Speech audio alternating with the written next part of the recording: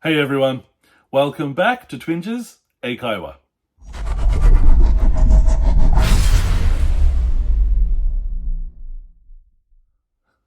皆さんこんにちは、Twinges 英会話です。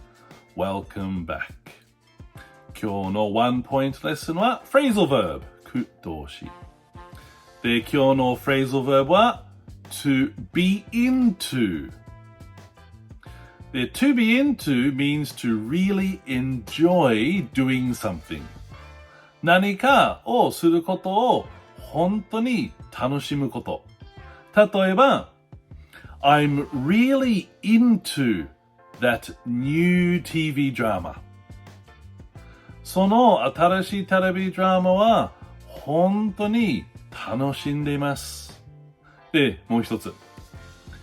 They're really into playing golf. 彼らは本当にゴルフを楽しんでいます。で、最後もう一つ。Joe has been into classical music since high school. Joe は高校時代からクラシック音楽が好きだった。で、皆さんもう一回。To be into。何かをすることを本当に楽しむこと。で、みんな勉強しましたか？はい、よかった。それで質問あれば、提案あれば、みんな下、コメントお願いします。で、皆さんいつも見る。